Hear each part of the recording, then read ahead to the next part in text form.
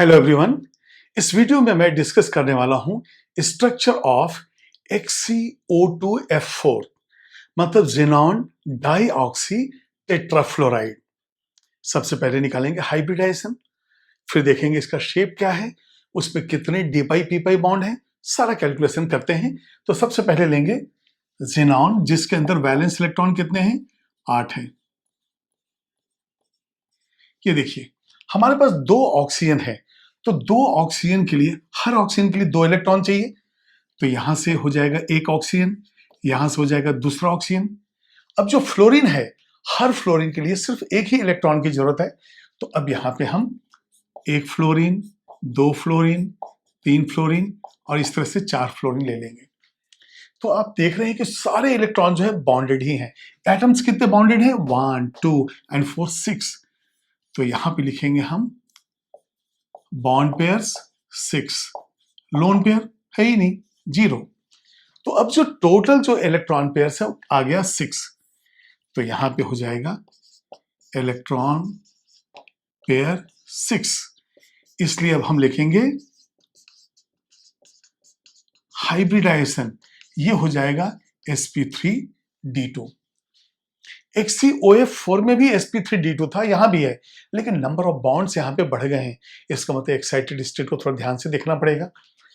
अब यदि hybridisation sp3d2 है तो इलेक्ट्रॉन पेयर ज्योमेट्री क्या होगा, वो देखते हैं हम। इलेक्ट्रॉन पेयर ज्योमेट्री, इसको हम लिख देंगे स्क्वायर बाई पिरामिडल, और इस स्क्वायर बाई पिरामिडल को ही हम कहते हैं ऑक्टाहेड्रल। अब देखिए कोई लोन पेयर तो है नहीं, यदि लोन पेयर होता तो कुछ डेविएशन आता, जैसे कि XeOF4 में आया और वो स्क्वायर पिरामिडल हो गया था, लेकिन यहां पे कोई लोन पेयर नहीं है। तो हम यही सोचते हैं कि शायद इलेक्ट्रॉन पेयर ज्योमेट्री यही हो। देखते हैं, कंफर्म तो करना पड़ेगा ना। अब यहां पे हमें इलेक्ट्रॉनिक कॉन्फिगरेशन लेना है, तो चलिए मैंने ज़ेनॉन ले लिया। ज़ेनॉन जो है 5s2 एंड 5p6। यहां पे हम लिखते हैं नो अनपेयर्ड इलेक्ट्रॉन। अब बताइए दो ऑक्सीजन के लिए हमें चाहिए टोटल 4 और 4 फ्लोरीन के लिए चाहिए 4, मतलब ये हो गया कि 8 इलेक्ट्रॉन जो है अनपेयर्ड होने चाहिए। इसका मतलब हमें एक्साइटेड स्टेट ऐसा लेना चाहिए ताकि हमें 8 अनपेयर्ड इलेक्ट्रॉन मिल जाएं। तो चलिए वन बाय वन देखते हैं। तो ये हो गया first excited state 5s2 5p5 5d1। यहां से एक इलेक्ट्रॉन एक्साइट होके 5d1 में चला गया। यहां पे देखिए ये हो जाता है 2 अनपेयर्ड इलेक्ट्रॉन, ये 2 अनपेयर्ड इलेक्ट्रॉन्स हो गए। अब वैसे ही जो है एक्साइटेड स्टेट हम बढ़ाते जाएंगे, अनपेयर्ड इलेक्ट्रॉन भी बढ़ते जाएगा। तो अब हम लेंगे सेकेंड एक्साइटेड स्टेट, यहां से इलेक्ट्रॉन शिफ्ट होगा। हर एक्साइटेड स्टेट में हम देखते हैं कि जो पेयर्ड इलेक्ट्रॉन्स है वो अनपेयर्ड हो जाते हैं, और हर एक्साइटेड स्टेट में 2 बढ़ जाता है। तो ये हो गए 4 अनपेयर्ड इलेक्ट्रॉन्स। अब थर्ड एक्साइटेड स्टेट में यहां से इलेक्ट्रॉन जाएगा, फोर्थ में यहां से जाएगा। तो अब हम लेंगे third excited state 5s2 5p3 और यहां हो जाएगा 5d3। अब देखिए यहां भी 3 अनपेयर्ड, यहां भी 3 अनपेयर्ड, तो टोटल हो गया 6 अनपेयर्ड इलेक्ट्रॉन्स। क्या हमारा पर्पस सॉल्व हुआ? अभी नहीं, हमें 2 इलेक्ट्रॉन और चाहिए, इसलिए हम जाएंगे फोर्थ एक्साइटेड स्टेट पे। तो 5s1 और इस तरह से जो है हम ले लेंगे 8 अनपेयर्ड इलेक्ट्रॉन्स। जितने वैलेंसी थी, जितने बॉन्ड्स बनाने थे, सारे अनपेयर्ड हमें मिल चुके हैं। तब हमारा टास्क क्या रहेगा, इसको डिस्ट्रीब्यूट करना बॉक्स के अंदर। आपको मालूम है कि p में 3 ऑर्बिटल्स हैं, उसी तरह से यहां पे d में हमें 5 चाहिए। ये देखिए 5 हो गया। अब इलेक्ट्रॉन को कैसे डिस्ट्रीब्यूट करेंगे, s में है 1, p में है 3 और d में है टोटल 4, तो ऐसे 8 इलेक्ट्रॉन हो जाएंगे। ये देखिए d4। अब 5 ऑर्बिटल लेके इलेक्ट्रॉन तो हमारे पास 4 ही है, और हाइब्रिडाइजेशन हमने कैलकुलेट किया है sp3d2। तो अब यहां से हम s 3p और d2 मतलब यहां तक हम इलेक्ट्रॉन्स को ऑर्बिटल्स को लेंगे। और सारे इलेक्ट्रॉन्स उस पर यूज हो जाएंगे। ये हो जाएगा sp3d2। और ये जो दो बच गए हैं इसको हम लिखेंगे लेफ्ट फॉर पाई बॉन्डिंग। अब बताइए हमारे पास 6 हाइब्रिड ऑर्बिटल्स हैं और 6 हाइब्रिड ऑर्बिटल हम कैसे रीअरेंज करेंगे।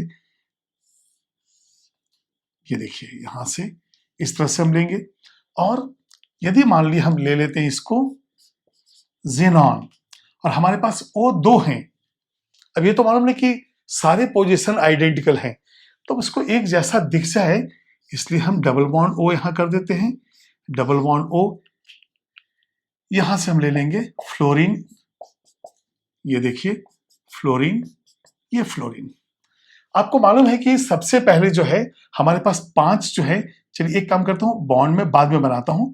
सबसे पहले रिप्रेजेंट करते हैं हम कि यदि हाइब्रिड ऑर्बिटल यूज हो रहा है तो बॉन्ड्स कैसे बनेंगे। एक हाइब्रिड 2 3 4 5 ये 6। ये देखिए 6 हाइब्रिड ऑर्बिटल ने बना दिया। अब इसके बाद जो 2 बचे हुए हैं वो देखते हैं हम कि किस तरह से बॉन्ड बनाएगा। तो ये यहां से एक पाई और यहां से एक पाई बन गया। जो लेफ्ट था ना डी ऑर्बिटल इसके लिए ही था। अब यहां पे हम लिखेंगे 6 सिग्मा। यहां पे हम लेंगे 6 sigma bye sp3d2 dash p, चाहे वो ऑक्सीजन का p ऑर्बिटल हो चाहे फ्लोरीन का। 6 सिग्मा उससे आ गया और यहां पे आपको मिल रहा है 2 पाई। तो यहां लिख देंगे 2 pi by d and p। अब देखिए इसका d ऑर्बिटल एंड ऑक्सीजन का p ऑर्बिटल, तो यहां पे हो जाएगा हेंस 2 d पाई p पाई बॉन्ड्स। जो डी पाई पी पाई बॉन्ड्स, अब देखिए पी पाई तो हो नहीं सकता क्योंकि आपने पी छोड़ा ही नहीं, सबको हाइब्रिडाइज कर दिया है। तो ये हो गया 2 डी पाई पी पाई। और हम देख रहे हैं कि जो इलेक्ट्रॉन पेयर ज्योमेट्री है वही इसका शेप भी है। तो ये हो जाएगा, तो यहां पे हम लिखेंगे शेप स्क्वायर बाय पिरामिडल और इसको ही हम कहते हैं ऑक्टाहेड्रल। अब हम यहां पे देखेंगे कि हाइब्रिडाइज्ड तो हो गए, इसमें 90 डिग्री वाले बॉन्ड एंगल कितने हैं। तो 90 डिग्री वाले बॉन्ड एंगल पे ये जो है इंटीजर क्वेश्चन भी बनेगा। तो हम देखते हैं यहां पे, ये देखिए ये जो ग्रीन कलर का बॉल है ये हो गया जेनॉन। ये जो 2 रेड कलर के बॉल में दिखा रहा हूं ये है फ्लोरीन, सॉरी ऑक्सीजन। और ये ब्लैक कलर वाले जो है ये है फ्लोरीन। ये देखिए आप, अब यहां पे देखिए आप, ये स्क्वायर बेस जैसा दिख रहा है और ये ऊपर एक नीचे जो है। अब यहां पे जैसे मैंने आपको बताया है कि सारे आइडेंटिकल पोजीशंस होते हैं। ये देखिए लग रहा है जैसे एक्सेल है, इसको वैसा कर देंगे तो ये एक्सेल दिख रहा है, ये स्क्वायर तो दिख ही रहा है। तो कैसे भी घुमाएं सारे पोजीशंस आइडेंटिकल है। तो यहां पे अब हम देखेंगे 90 डिग्री वाले बॉन्ड एंगल्स कितने हैं। इस रेट से एक 90 इसके लिए होगा, दूसरा इसके लिए, तीसरा इसके लिए, चौथा इसके लिए। 4 हो गए।